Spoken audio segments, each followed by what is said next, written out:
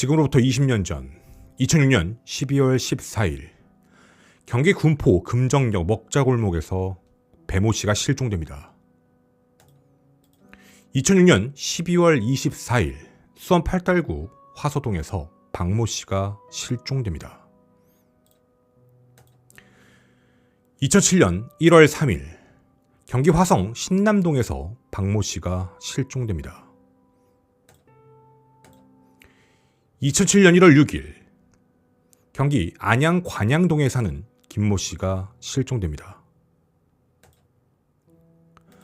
2007년 1월 7일 경기 수원 권선구 금곡동에서 연모 씨가 실종됩니다. 그리고 범인을 잡지 못한 채 시간은 1년이 훌쩍 넘는 시간이 지납니다. 2008년 12월 19일 경기 군포에서 여대생이었던 안모 씨가 실종됩니다. 헌데 실종된 안모 씨의 카드를 사용하는 한 남성이 CCTV에 포착이 됩니다. ATM기로 다가간 모습, 그리고 가장 안쪽에 있는 ATM에서 돈을 인출하려는 모습, 바로 유력 용의자의 얼굴입니다. 그런데 뭔가 이상하죠. 저 머리카락이야? 저 마스크인가? 예, 마스크를 쓰고 안경 같은 걸 쓴 것 같은데 머리카락이 되게 이상합니다. 알고 있는 거죠. 분명 CCTV에 찍힐 거니까 가려야 된다, 감춰야 된다. 굉장히 대범한 모습을 보이고 있었습니다. 경찰은 이 사실을 확인하고 2008년 12월 21일 수사본부를 설치함과 동시에 발생 지역 기지국을 전부 전수조사합니다. 오가는 차량 무려 7,000대 전부 확인했죠. 예상 이동 경로를 꼼꼼히 살펴본 결과 무려 시간은 보름 가까이가 걸립니다. 그러다 하나가 보입니다.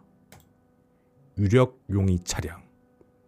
그냥 얼핏 보면 지나가는 차량이잖아 라고 생각을 할 수도 있었는데요. 당시 수사팀은 이 사진에서 뭔가 이상한 점을 발견합니다.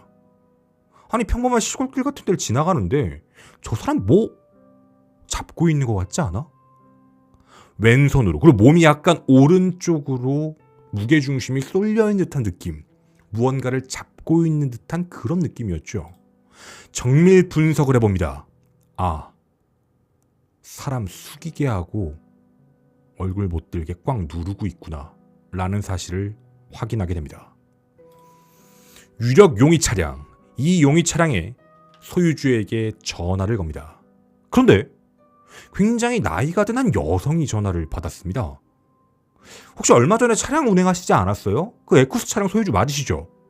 그거 우리 아들 차인데? 아들이 몰아요. 바로 경찰은 그 아들 거주지를 향해 바로 달려가게 됩니다. 물어봐야죠.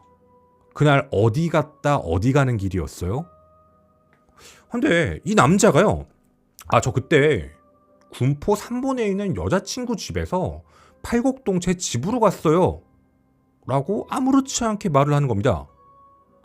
수많은 사람들, 수많은 용의 차량 전부 다 조사를 했는데 이 말, 유일한 단 한 명, 이 남자만이 거짓말을 했습니다. 군포 3번 소재 여자친구의 집에서 팔곡동까지 가려면 경로상 무조건 지나가야 되는 한 곳이 있습니다. 반월 정보산업고등학교 앞도로요. 거길 무조건 지났어야 되는데 거길 안 지나면 갈 수 없는 구조인데 그 CCTV에서 이 남성의 차량 에쿠스는 발견된 사실이 없습니다. 거짓말입니다. 분명 이상하다고 판단, 경찰은 이 남성의 주거지 및 차량에 대한 압수수색 영장을 신청했고 법원은 바로 발부를 했습니다. 바로 다음날 일찍 가가지고요, 주거지를 압수수색을 하려고 했죠. 그런데 이 남자가 가지고 있는 차량 2대, 무쏘, 에쿠스, 새벽 5시 7분 불을 질러버렸습니다. 누가 보더라도 이상한 상황이죠. 용의자가, 그리고 용의자와 함께 찍힌 차량을 직접 불을 질렀다. 증거인멸입니다. 이 사실을 확인하고 그날 오후 5시 45분 긴급 체포를 합니다. 2009년 1월 24일에 발생한 일이었죠. 헌데 이 남자 경찰 조사를 받으면서요, 돌연 이상한 이야기를 합니다.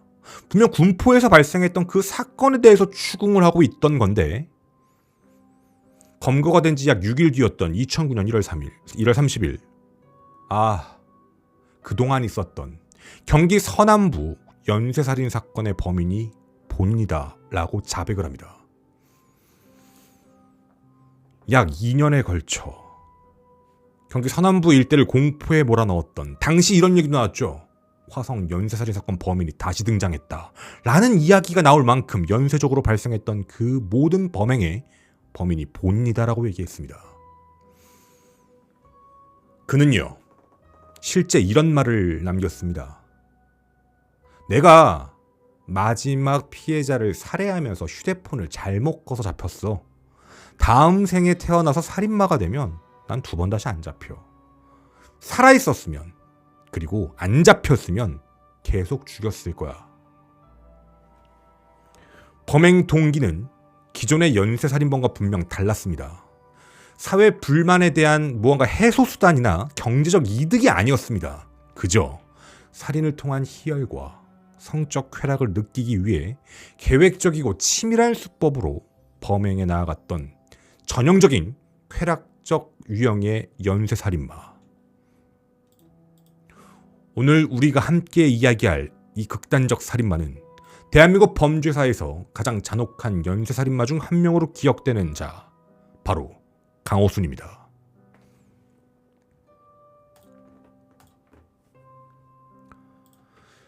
네, 안녕하세요. 김원입니다. 20년이 지났습니다.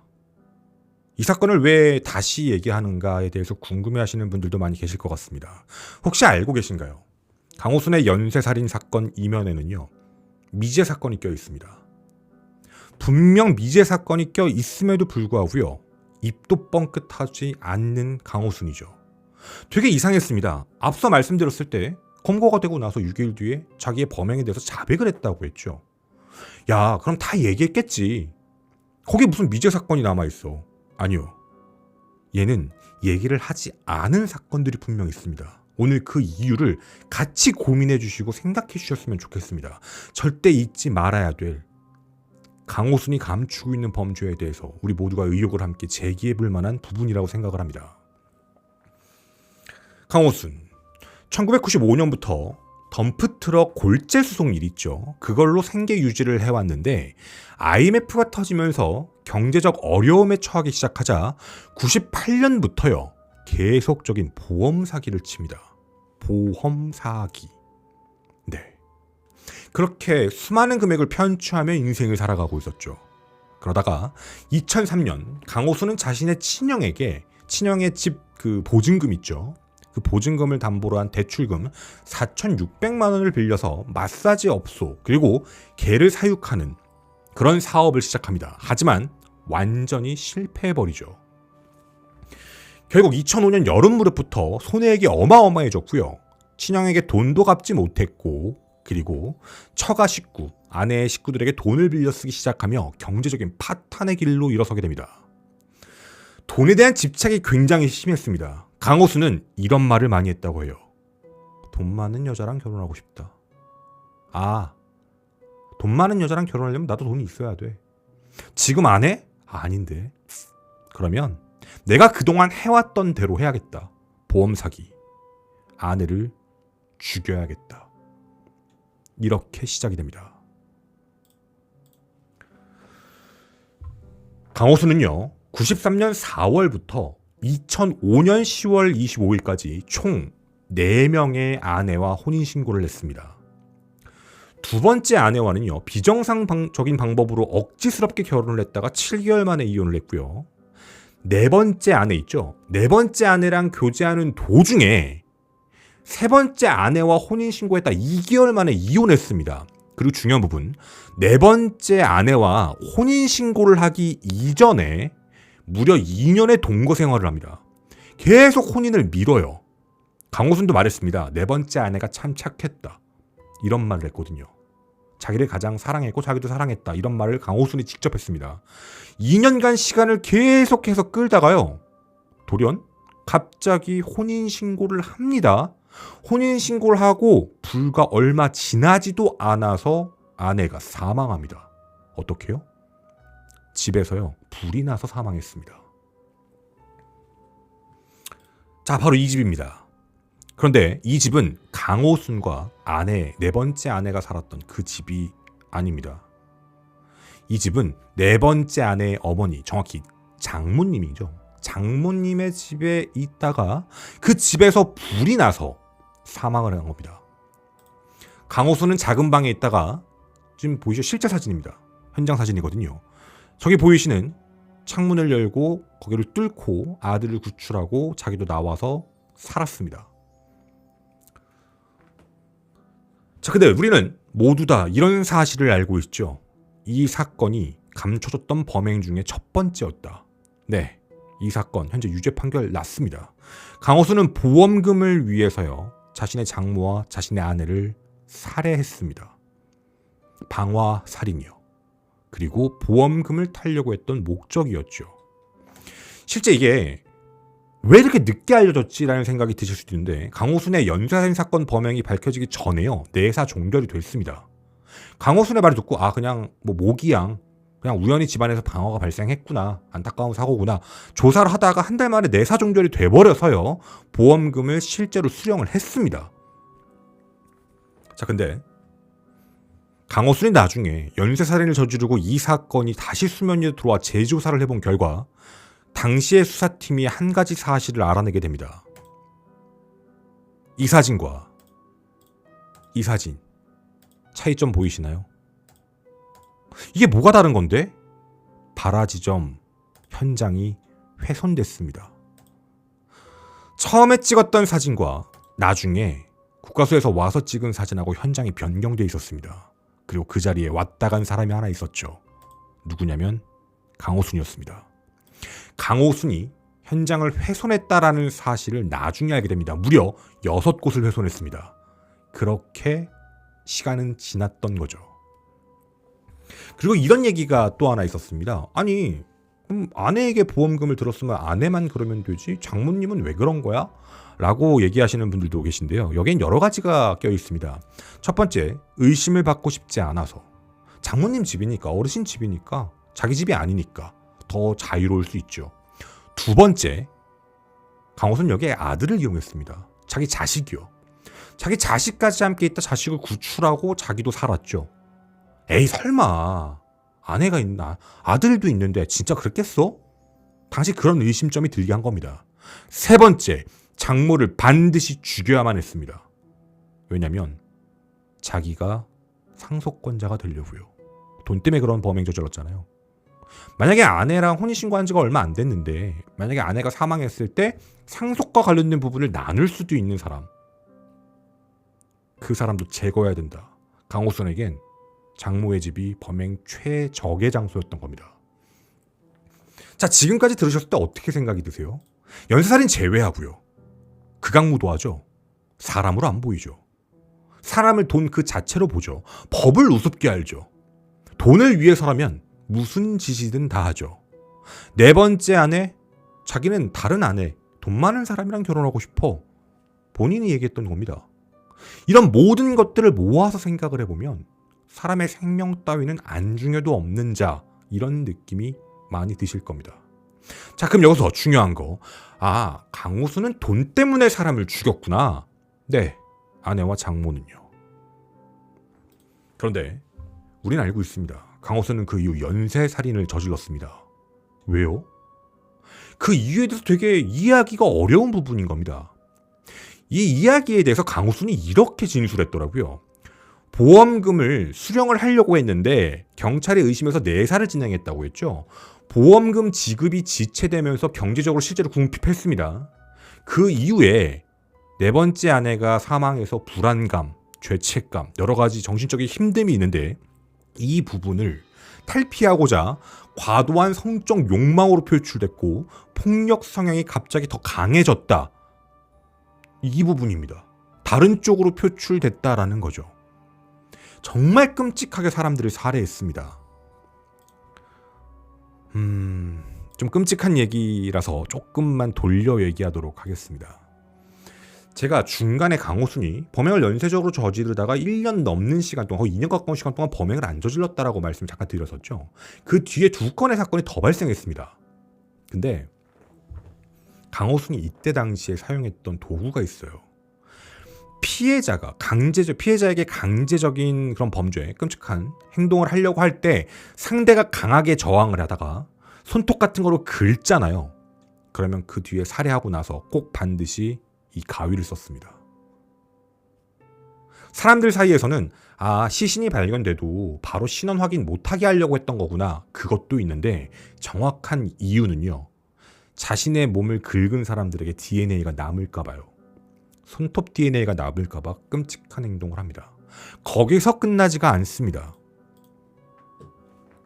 강호순은요, 혹시라도 피해자가 살아있을 가능성을 배제하지 않았습니다.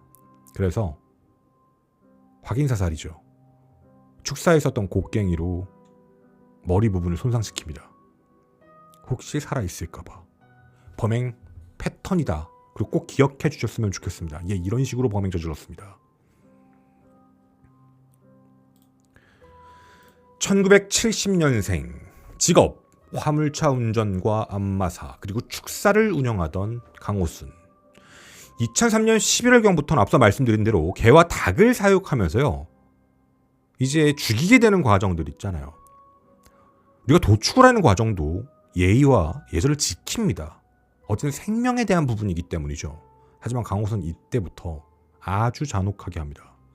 차마 말로 하기 힘들 만큼으로 사육을 하던 동물들을 끔찍하게 죽입니다. 그걸 아무렇지 않아 했던 게 강호순입니다. 겉보기에는요, 아들들을 키우며 열심히 사는 평범한 이웃처럼 보였던 그는요, 2005년부터 2008년까지 경기 서남부 일대를 공포로 몰아넣은 악마라는 사실, 우리 모두가 다 알고 있습니다. 보통 강호순을 이야기할 때 쾌락형 연쇄살인마라는 말을 하고 있죠. 사회에 대한 불만이나 경제적 이득이 아니라 살인 자체에서 오는 희열, 그 성적 만족을 위해 치밀한 범행을 계획했다는 뜻입니다. 제가 지금까지 한 얘기만 들어보면 돈 때문에 그런 거 아닌가? 자, 그런데요, 강호순의 실제 범행 일지들을 살펴보게 되면 이거 전문가분들이 볼 때 도저히 설명되지가 않는 정말 미묘한 틈새들이 존재했다라는 겁니다. 자, 여기에 보시면 2006년 12월부터 2007년 1월까지요. 강호순은 한 달에만 무려 5명을 연쇄살해했습니다. 범행 간격이 짧게는 하루, 길어야 10일입니다. 그냥 폭주하고 있는 상태죠. 연쇄살인마들의 특징이 뭐냐면 그 냉각하는 시간들이 점점 짧아진다는 특징을 갖고 있다고 그랬죠. 살인에 대한 희열감, 자기가 느꼈던 어떤 극도의 도파민 상태가 처음에는 좀 길게 지속이 되고 그게 떨어지면 살인을 또 저지르고 그 뒤에 그 도파민의 기간들이 점점 짧아지게 됩니다. 그래서 점점 주기가 짧아지는 연쇄살인을 저지르고 있는 거죠. 전형적인 연쇄살인의 패턴을 보이고 있습니다. 자, 근데 2007년 1월 7일 대학생 연모 씨를 살해한 직후요, 행적이 뚝뚝입니다. 안 해요. 그리고 무려 1년 10개월, 날짜로는 672일이라는 긴 공백기를 한번 거칩니다. 대부분 이런 일들이 발생이 되면 감옥 갔구나, 이춘재처럼요. 이춘재가 중간에 범행을 멈췄을 때가 다른 잡범으로 해가지고 감옥에 갔었거든요. 한 1년, 2년 정도. 그럴 때 나오는 패턴이어야 되는데 놀랍게도 강호순은 이때요, 감옥에 간 사실이 없습니다. 살인 자체에 중독돼 있었습니다. 연쇄살인마, 폭주하고 있었죠. 그런데 갑자기 어떤 계기도 없이 2년에 가까운 시간 동안 스스로 그 살인에 대한 부분을 멈췄다? 사실 납득하기가 좀 어려운 부분입니다. 이 공백에 대한 부분이요. 그리고 또 하나, 앞서 제가 곡괭이를 사용했다라고 표현을 드린 얘기 기억하시죠? 곡괭이는요, 밑에 다시 범행을 시작했을 이 두 사건에서만 사용했다고 합니다. 그럼 그 전, 공백기가 있기 그 전에는요, 곡괭이를 사용한 적이 없다고 얘기했습니다. 누가? 강호순이요. 자, 그러면요. 강호순에 대해서 직접 뭐라고 했는지가 궁금하잖아요. 강호순의 얘기는. 강호순은 뭐라 했을까요? 당연히 이걸 물어볼 수밖에 없습니다. 자, 이거 실제 강호순 답변입니다. 강호순이 범행을 멈췄던 이유, 1년 10개월을 참았던 이유를 크게 두 가지로 얘기하더라고요. 일단 대학생을 살해한 직후 경기 서남부 지역 실종 사건이 언론 보도를 통해 대대적으로 나가자 범행 발각이 두려워서 범행을 중단했습니다. 그리고 2007년 4월경 그 방화살인 아내의 사망보험금을 받게 되자 그 돈을 쓰는데 정신이 없어서 범행을 중단했습니다. 그 사망보험금으로요, 에쿠스를 구입했거든요. 그러다가 넘쳐오르는 살인 충동을 이기지 못해 2008년 11월 버스 승장 김모 씨를 시작으로 12월 안모 씨까지 살해했던 겁니다. 그리고 이전과 다르게 그 가위, 곡괭이를 사용했다. 이런 내용이었고요. 근데 이상한 부분이 하나 있지 않나요? 여러분들 혹시 그 지점을 같이 느끼셨는지는 잘 모르겠습니다. 이게 뭐라 그랬죠? 두려워서라고 했죠. 발각될까봐, 대대적으로 무슨 문제가 생길까봐 뭐 이런 얘기를 했잖아요. 근데 뭔가 조금 이상합니다. 돈 때문에 그랬다고요? 돈이 너무 많아져가지고 냉각기를 거쳤다고요? 그러면 우리의 말이 하나 안 맞는 게 있어요. 얘 돈 인출 왜 해요? 돈 인출할 이유가 없잖아요. 얘가 검거될 때 군포 사건 때 얘가 왜 ATM에 가서 돈을 인출하죠? 아, 얘 이미 4억 원이 넘었던 보험금을 다 썼나? 아니요. 계좌 내역 확인해보면 돈이 엄청 많아요. 많이 남아있던 상태입니다. 얘가 대부분 돈을 썼던 부분은 뭐 지 사업한다고 나댄 거, 차 산 거, 그리고 막 유흥주점 다녔던 거, 이런 게 대부분이에요. 근데 돈도 아직 많이 남아있는 상태인데 얘 돈 이거 왜 써요? 왜 돈을 인출하죠? 왜 이런 말도 안 되는 앞뒤가 안 맞는 행동을 할까? 이거에 대해서 강호순이 이렇게 말을 합니다. 아, 돈이 부족한 건 아니었는데 그냥 신용카드 써가지고 돈을 찾아보고 싶은 욕구가 생겨가지고요.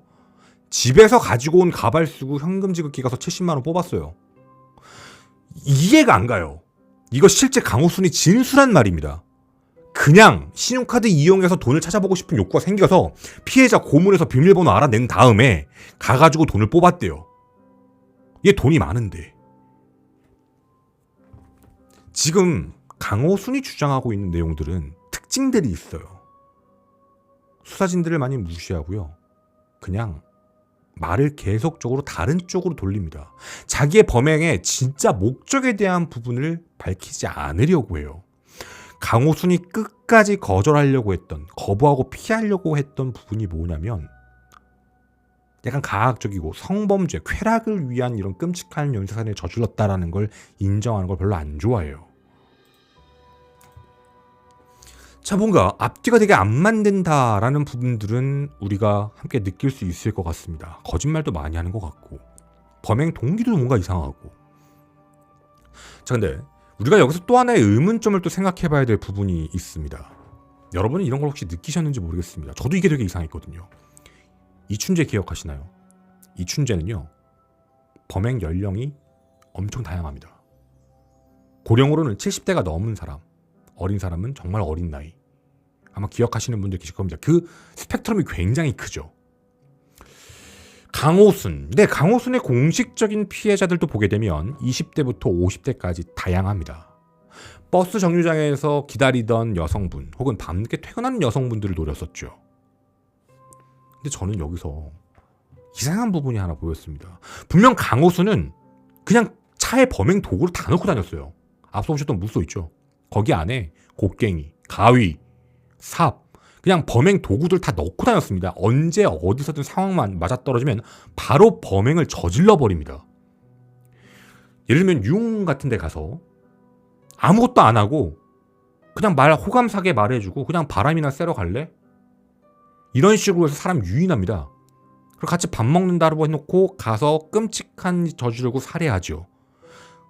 시신 유기하는 도구가 차에 다 있어요. 그대로 유기해버립니다. 심지어 피해자 중에 한 명은요, 강호순이 나랑 사귀자 라고 하고 둘이 같이 대부도에 가서 한 숙박업소에서 하루 숙박을 합니다.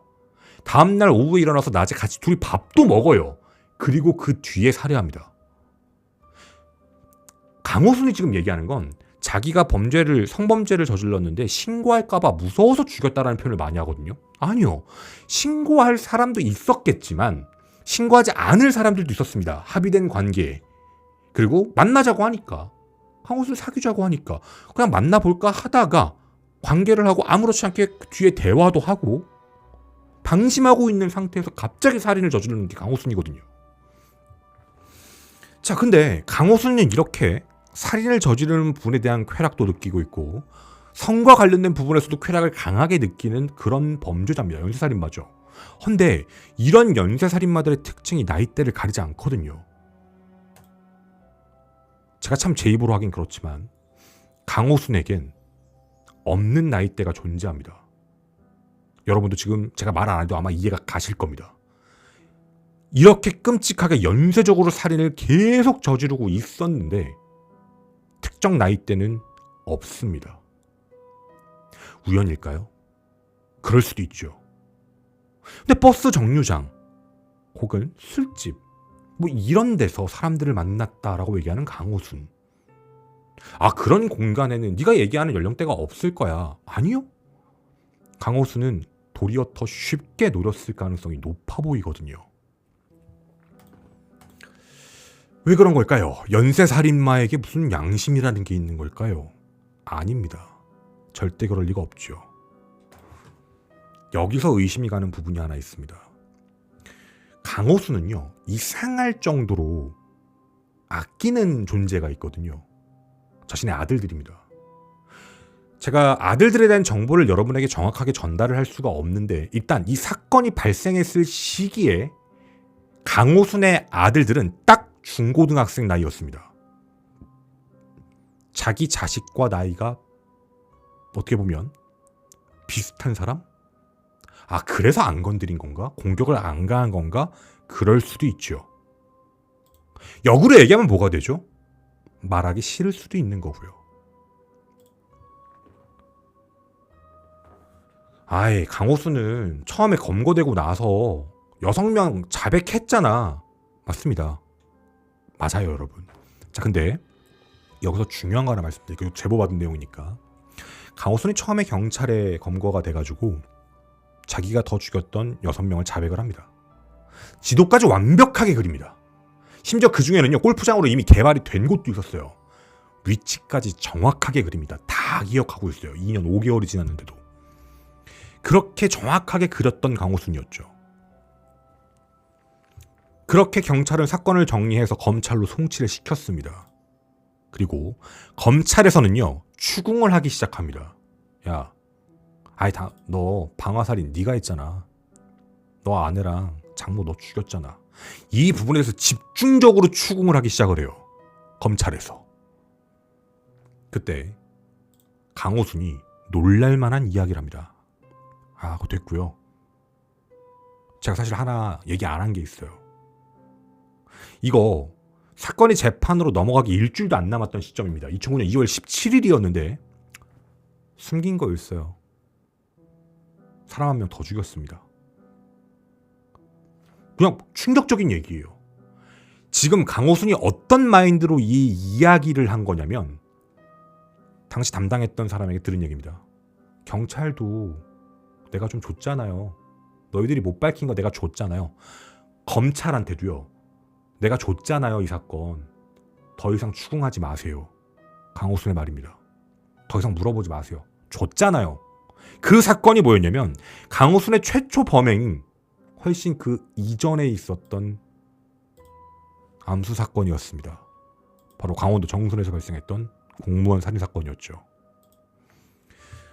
첫 범행으로 알려졌던 2006년 12월 3일에 앞서서 2006년 9월 7일 오전 7시경에 정선구청에 태워주겠다며 그 무소 차량, 도구도 타 있는 그 끔찍한 범행을 저지르고 시신을 유기한 범죄에 대해서 자백을 한 겁니다. 검찰 단계에서요.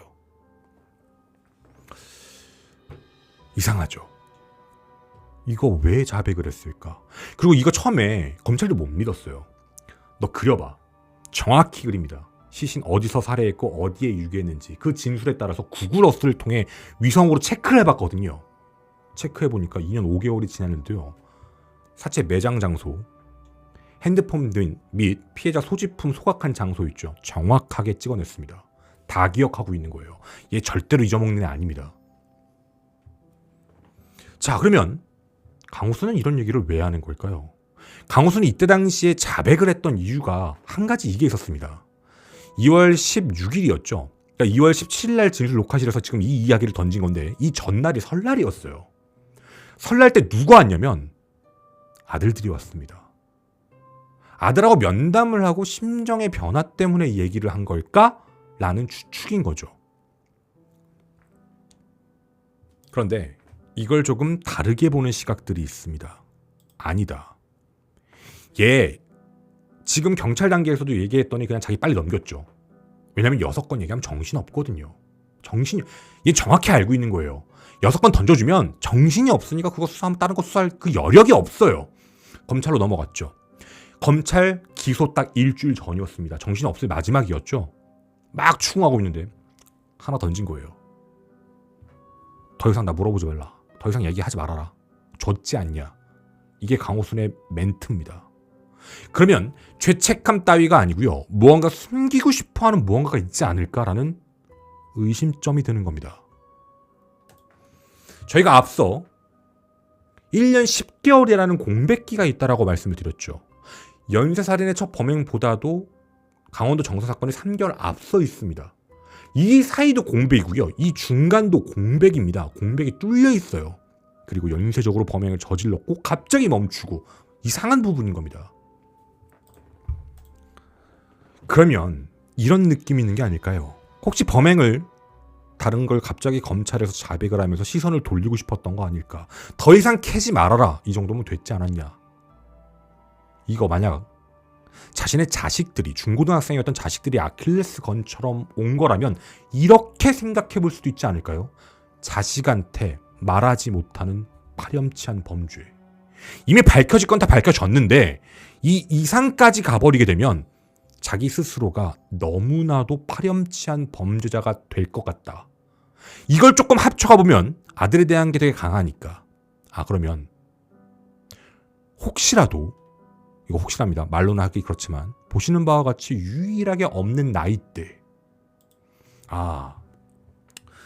추측일 수도 있죠. 맞습니다. 그런데 제가 미제 사건이라고 말씀드렸던 이유가 있었습니다.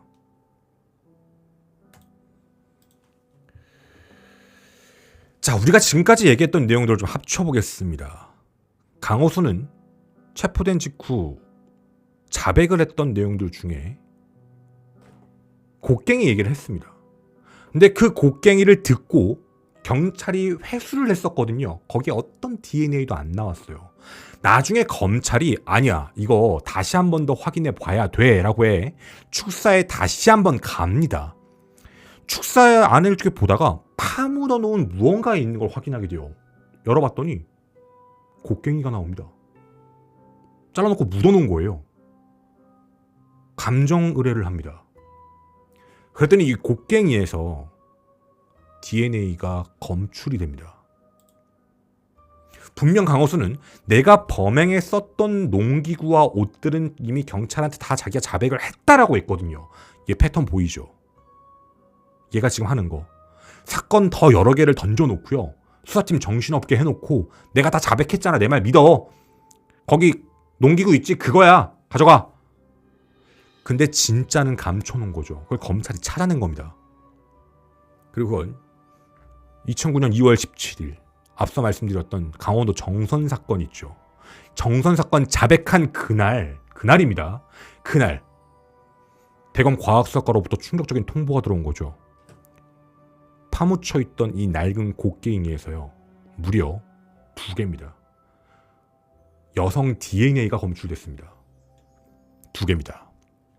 자, 그런데 그러면 혹시 여기 있는 내역에 있는 사람들 아니야? 그것도 당연히 조사해봤죠. 유전자 검사 결과 전부 불일치입니다. 피해자들 중에 유전자형이 일치하는 사람은 없습니다. 여성인 건 확실하고요. 이 부분에 대해서 당연히 안 물어봤을까요? 검찰은 집중 추궁을 합니다. 이거 누구냐? 이거 뭐냐? 강호수는 이에 대해서 입을 그냥 닫아버립니다. 몰라요. 이걸 계속 들이밀면요. 이거 실제 수사팀 얘기거든요. 계속 웃어요. 그 시점 눈도 안 마주치고요. 그냥 입을 닫아버린 겁니다. 아예 말을 안 하는 거예요. 언급조차 안 합니다. 자, 이렇게 되면 문제가 생깁니다. 야, DNA가 지금 현재 검출돼 있는 상태거든요. 지금도 DNA를 가지고 있습니다. 실종 신고가 된 사람 혹은 변사자가 발견됐으면 DNA 조회를 당연히 해보겠지요. 그런데 그게 아니면 검출이 안 됩니다. DNA는 존재하지만 확인이 안 된 거니까요. 그런데 이런 생각이 듭니다. 이 DNA가 만약 앞서 말씀드린 우리가 얘기하는 그 나이대라면, 그 유일하게 빠진 나이대라면, 아이, 그 나이대에서 어떻게 이런, 집에서 실종 신고하겠지? 아니요. 당시 시대 상황도 살펴봐야 됩니다. 2000년대 중반 안산, 수원, 화성 등 경기 서남부 외곽 지역이 급격한 개발과 함께 유흥가가 우후죽순 생겨나던 시기입니다. 그 안에서는요, 가출 청소년들의 대거 유입도 사회적인 문제였었습니다. 나이를 속이고 그런 데서 일을 하는 친구들도 많았던 시절이었죠. 강호수는 실제 피해자들을 만났던 장소도 노래방 도우미들도 있었거든요. 그 중에 혹시라도 그런 나이대가 있거나 혹은 차량을 운전하고 가다가 그런 나이대, 버스 정류장이잖아요. 버스 정류장에서 혹은 역사에서 뭔가 집에서도 실종 신고가 할 것 같지 않은 사람들, 그런 사람들을 대상으로 범행을 저지른다? 지문 등록조차 안 돼 있습니다. 그 나이대는 말이죠. 그러면 아무도 찾지 않는 사람들, 사라져도 세상 그 누구도 질문하지 않을 사람들, 세상 수면 위로 절대 공개가 되지 않을 사람들인 거죠. 강호수는 그 이야기를 할 필요가 없는 겁니다.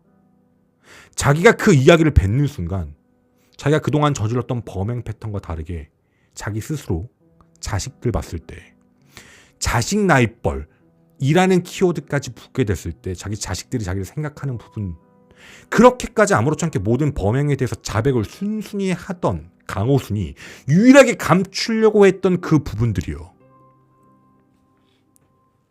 의심이 사실 갑니다.